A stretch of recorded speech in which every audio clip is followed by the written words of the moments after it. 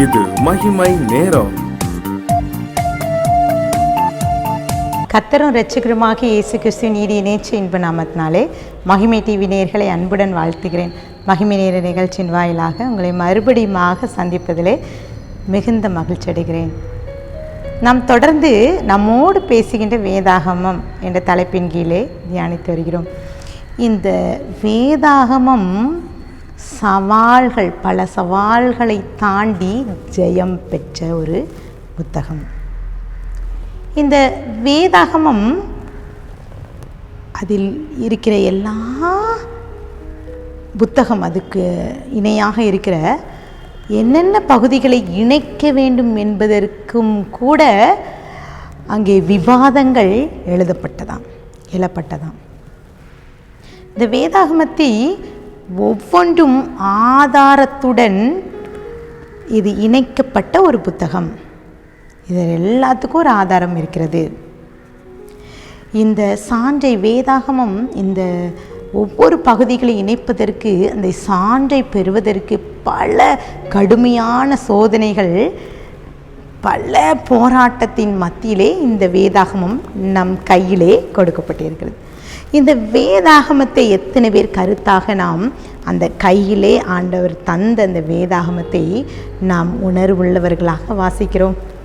வேதாகம் இன்னும் நிறைய காரியங்களை நமக்கு கற்றுத்தருகிறது. ஆண்டவர் இந்த வேதத்தின் மூலம் நம்மோடு பேசுகிறார். வசனத்தை வாசிக்கிறேன்.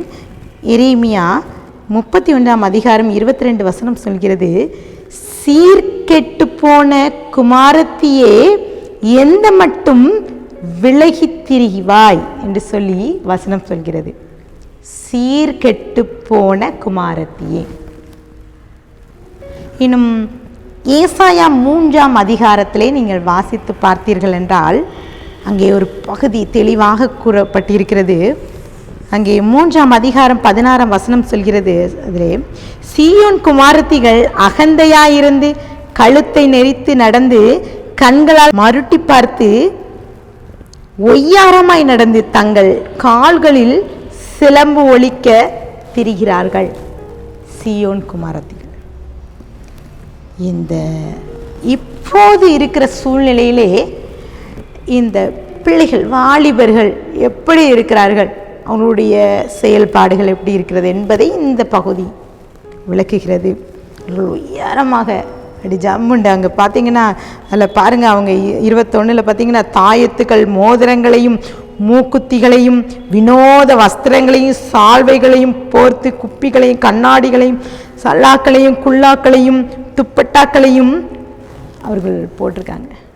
சீயோன் குமாரத்திகள் ஆண்டவரின் மகிமையை இழந்து நிற்கிறார்கள். வசனம் நமக்கு இவ்வாறு போதிக்கிறது. சங்கீதம் 94:13 சிச்சித்து உம்முடைய வேதத்தை கொண்டு போதிக்கிற மனுஷன் பாக்கியவான். சிச்சித்து போதிக்கணும். பெற்றோர்கள் பிள்ளைகளிடம் நாம் எப்படி நடந்து கொள்கிறோம்? எத்தனை பேர் தாம் பிள்ளைகளை கண்ட்ரோல், எப்படி நம்ம சொல்ல கீழ்ப்படி நம் பிள்ளைகள் இருக்கிறார்கள் என்று சொல்ல முடியுமா? இல்லை. இன்னும் அநேகர் பிள்ளைகளை நினைத்து கவலை. எனக்கு தெரிந்த ஒரு சகோதரி சொல்லுவாங்க, சின்ன பிள்ளையை கூட நாங்கள் வளர்த்துடலாம், குட்டி பிள்ளையை கூட எடுத்து வளர்த்துடலாம், ஆனால் இந்த 18 வயதுக்கு அப்புறம் இந்த பிள்ளைகளை வளர்ப்பது கஷ்டம். சின்ன பிள்ளையில கூட நான் வளர்த்துட்டேன், என் பிள்ளையை இப்போ வளர்க்க முடியல. ஒரு இட்லியும் அந்த பாடத்தை இப்போ ஆன்லைன் கிளாஸு, இன்னும் பிள்ளைகள் சீர்கெட்டு இருக்கிறார்கள். தவறான ஃப்ரெண்ட்ஷிப், தவறான போதனைகள், செல்ஃபோன், டிவி, இப்படி பிள்ளைகள் சீர்கெட்டு திரிகிறார்கள். எச்சரிக்கிறார் ஆண்டவர். இன்றைக்கு ஆண்டவர் உங்களையும் என்னையும் பார்த்து சொல்கிறார், பிள்ளைகளை சிட்சித்து போதிக்க வேண்டும். இந்த வேதாகமம் நம்மை சிட்சித்து சீர்படுத்துகிறது. எத்தனை பேர் இந்த வேதாகமத்தை எடுத்து வாசிக்கிறோம்? நம் பிள்ளைகளை வாசிக்க வைக்கிறோம். நாம் சொல்வோம்னா, முன்பெல்லாம் சொல்லுவோம், ஊழியக்காரர்கள் சொல்லுவோம், எங்கள் அம்மா அப்பா சாப்பிடுவதற்கு முன்பாக ஒரு அதிகாரத்தை வாசித்தால்தான் சாப்பாடு தருவார்கள். இல்லை, இந்த வசனத்தை ஒப்பிக்க வேண்டும் என்று சொல்கிறோம். ஆனால் நாம் அப்படிப்பட்ட ஆவிக்குரிய வாழ்க்கையில வளர்ந்து கொண்டு நம்மளுடைய பிள்ளைகளுக்கு என்ன கற்றுக் கொடுக்கிறோம்? ஒரு முறை என்னுடைய வாலிப காலத்திலே ஒரு பிரபல ஊழியர் எங்களுடைய ஆலயத்துக்கு வந்திருந்தார். ஒரு வாலிபர்கள் எல்லாம் ஆலயம் முடிந்தது, வாலிபர்கிட்ட ஸ்பெஷலாக ஒரு மீட்டிங் வைத்தார். ஒரு செல்ஃபோனை குறித்து செப்பரேட்டாக செல்ஃபோன், அதனுடைய மோகம், அதனுடைய தவறு, அதனுடைய பாதை என்ன என்று தெளிவாக பேசி கொண்டிருக்கும் போது அவர் சொன்னார், இந்த இடத்துல எத்தனை பேர் ஒரு முறையாவது வேதத்தை வாசித்து இருக்கிறீர்கள் என்று கேட்டார். கைகளை தூக்குங்கள் என்று சொல்லி, இப்போது கைகளை தூக்கி பார்க்கும்போது அங்கே ஒருவரும் கையை தூக்கவில்லை. எனக்கு அங்கே இருக்கிறவர்கள் என்னை கூப்பிட்டு அவர்கள் சொன்னார்கள், இந்த இவ்வளோ பெரிய ஆலயத்தில் ஒருவர் தான் வேதத்தை வாசித்தார்களா? வேதத்தை முழுவதுமாக ஒரு முறை.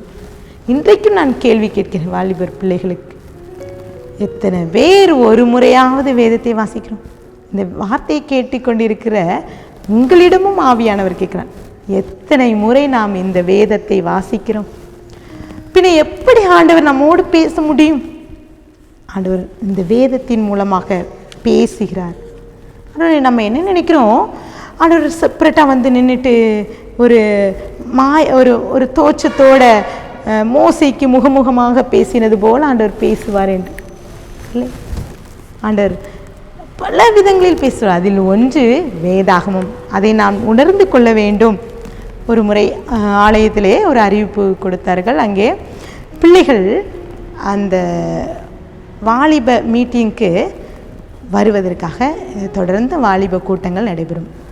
ஒரு சில வாலிபரை நான் பார்த்தேன், அவர்கள் வருவதில்லை. ஆலய ஆராதனை முடிந்து வாலிப கூட்டத்துக்கு நான் போய் கேட்டேன், ஏன் நீங்கள் வருவதில்லை என்று சொல்லி கேட்கும்போது அவர்கள் சொன்னார்கள், நீங்கள் அறிவிப்போடு விட்டுவிட வேண்டும், வருவதும் வராதது எங்களுடைய இஷ்டம் என்று சொன்னார்கள். பல நாட்கள் கழித்து அந்த பிள்ளைகள் வந்து சொன்னார்கள், நான் இதற்கு முன்பாக இருந்த ஊழியர், எனக்கு ஒரு ப்ராப்ளம் இருந்தது, அந்த ப்ராப்ளம் எனக்கு சாப்பிடல, எனக்கு இந்த மாதிரி காரியம், அதனால் நான் வர முடியவில்லைன்னு சொல்லும்போது, ஒரு நாள் சாப்பிடவில்லை என்றால் செத்து விடுவாயா என்று சொன்ன அந்த வார்த்தை நிமித்தம்தான் நான் இந்த கூட்டங்களுக்கு வரவில்லை என்று சொன்னார். சில நேரங்களிலே நாம் என்ன செய்கிறோம், மற்றவர்கள் சொன்ன காரியத்தை நினைத்து கொண்டு ஆண்டவர் தருகின்ற வார்த்தையை கேட்காமலே போய்விடுகிறோம். ஆண்டவர் சமூகத்திலே நாம் கேட்க வேண்டும். ஏசாயா 54:13 உன் பிள்ளைகள் எல்லாரும் கர்த்தரால் போதிக்கப்பட்டிருப்பார்கள், உன் பிள்ளைகளுடைய சமாதானம் பெரியதாக இருக்கும் என்று சொல்லி ஆண்டவர் சொல்கிறார். ஆண்டவர் சமூகத்திலே நாம் ஒவ்வொரு நாளும் கேட்க வேண்டும். ஒருவேளை ஏலியின் பிள்ளைகள் பேலியாளின் பிள்ளைகளை போல இருந்தது போல நம்ம பிள்ளைகள் இருக்கக்கூடாது. ஒருவேளை சந்தர்ப்ப சூழ்நிலைகள் நம்ம சொல்கிறோம், ஒவ்வொரு சூழ்நிலையிலையும் வேதத்தை எடுத்து வாசிக்க டைம் இல்லை, டியூஷன் போனோம், அது போனோம், இது போனோம். இந்த வாலிப பிள்ளைகள் அந்த டீனேஜ்லேயே இந்த பிள்ளைகள் வேதத்தை ஒரு முறையாவது வாசிக்க வேண்டும். இன்றைக்கு ஆண்டவர் நம்மை சிட்சித்து சீர்படுத்துகிற தேவன் இந்த வேதத்தின் மூலமாக நம்மை சீர்படுத்த நினைக்கிறார். ஒரு முறையாத வேதத்தை எடுத்து வாசிக்க நம் உணர்வுள்ளவர்களாக இருப்போம். கண்களை மூடி ஜெபிக்கலாம். அன்பின் பிதாவே, இந்த வேளையிலும் எங்களோடு பேசியிருக்கீங்க. இந்த வேதத்தை நாங்கள் வேதத்தின் ரகசியங்களை கற்றுக்கொள்ளவும், இந்த வேதத்தின் காரியங்களை நாங்கள் தெரிந்து கொள்ளவும் நீங்கள் எங்களோடு பேசுவீங்க, இந்த வேதத்தின் மூலம் பேசுவீங்க என்பதை நாங்கள் புரிந்து கொள்ள, அந்த வேதத்தின் வார்த்தைகள் நாங்கள் அதை பெற்றுக்கொண்டு எங்களுடைய வாழ்க்கையில் அதை சீர்படுத்தி எங்களை உம்முடைய வழியிலே செல்வதற்கு ஒரு வழியாக நீங்கள் தந்திருக்கீங்க நிச்சயத்தை பெற்றுக்கொள்ள கிருபை தாங்க. உம்முடைய கரத்தில் நான் கொடுக்கிறேன், தாழ்த்துக்கிறேன். மீட்பர் மூலம் கேட்கிற பிதாவே, ஆமீன்.